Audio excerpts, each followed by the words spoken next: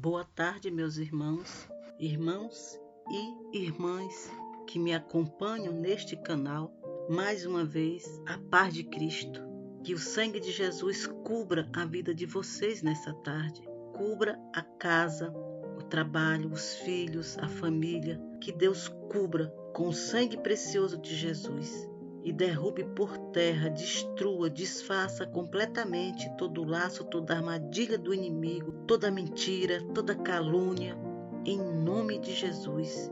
Que nenhum projeto dele, do inimigo, tenha poder sobre as nossas vidas nessa tarde, nesse dia. Amém, meus irmãos? Que nada que ele venha fazer prevaleça. Que tudo seja destruído, aniquilado pelo poder e autoridade de Deus. Irmãos, hoje nós vamos meditar um pouco em João 8:44. Vamos falar um pouco sobre mentiras, acusações, mentiras e acusações do inimigo. O inimigo é mestre em mentir. A palavra mesmo diz que ele é o pai da mentira. Vamos meditar um pouco nesse versículo. Amém, meus irmãos? Em João 8:44 diz o seguinte: Vós tende por pai ao diabo e quereis satisfazer os desejos de vosso pai. Ele foi homicida desde o princípio e não se firmou na verdade, porque não há verdade nele. Quando ele profere mentiras, fala do que lhe é próprio, porque é mentiroso e pai da mentira. Vamos meditar nesse versículo, amado, porque tem muitas pessoas, meus irmãos, que elas são acusadas inocentemente. São levantados falsos testemunhos sobre a vida dessas pessoas. Isso dói muito, isso magoa muito. E isso tudo, meu irmão, é armadilha do inimigo. É plano dele. Ele é pai da mentira. Então, a Bíblia, nesse versículo, diz que ele, o diabo, é o pai da mentira. E que todos que estão cegos pela mentira são seus filhos. Isso significa que a mentira é muito perigosa, meu irmão, porque é obra do diabo. Jesus veio para nos libertar através da verdade. E nesse versículo, meu irmão, Jesus também explica um pouco sobre o caráter do diabo. Ele fala que ele é homicida. Seu propósito é destruir. Rejeitou a verdade ao se rebelar contra Deus. A mentira é sua língua materna. Ele mente o tempo todo. É o pai da mentira. E a mentira é sua grande obra. Então, meus irmãos, como a Bíblia diz, ele é o pai da mentira, ele nunca se firmou na verdade. Então, ele vai sempre estar usando pessoas para me acusar, para te acusar, para nos acusar, para tirar a gente do centro, do nosso objetivo. Mas temos que estar vigilante. Quando vier acusações falsas, vigie, é obra maligna. Amados, desde a visita da serpente no jardim do Éden, mentiras tem alterado a história da humanidade. Na Bíblia diz, o pai da mentira é o diabo. Ele tem muitos filhos e filhas que espalham suas mentiras. Amados, entre as mais maliciosas das mentiras estão as falsas acusações, espalhadas por pessoas desonestas, mentirosas. Então, meus irmãos, se tem alguém que está me escutando agora, durante essa mensagem, e está sendo injustamente acusado ou acusada, isso é obra maligna.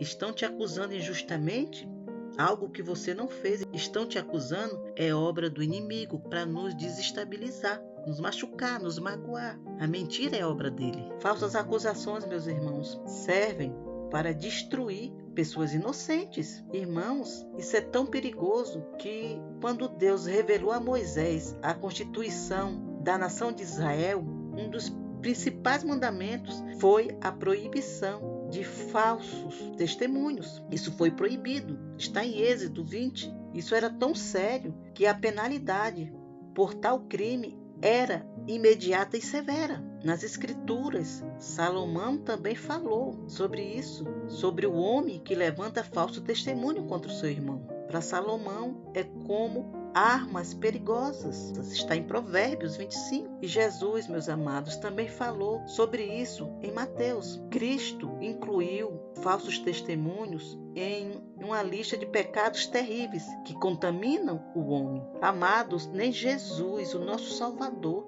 escapou de acusações falsas. Os servos do maligno, alguns vestidos em roupas sacerdotais, levantaram acusações contra o único homem que já viveu livre do pecado, Jesus. Eles levantaram acusações contra Jesus aqui na terra, quando ele esteve aqui para cumprir o seu propósito. Ele sofreu acusações. Acusações falsas, meus irmãos, elas causam danos incontáveis. Inocentes, meus irmãos, muitos inocentes já foram punidos, até mortos, por causa de falsas acusações. Famílias têm sido destruídas por mentiras maliciosas. Falsas acusações, meus irmãos, têm incitado guerras sangrentas entre grandes nações. Para você ver o perigo e a gravidade disso. É obra do maligno. Ele usará pessoas para contar histórias negativas, histórias falsas, acusações falsas a nosso respeito, tentando manchar a nossa imagem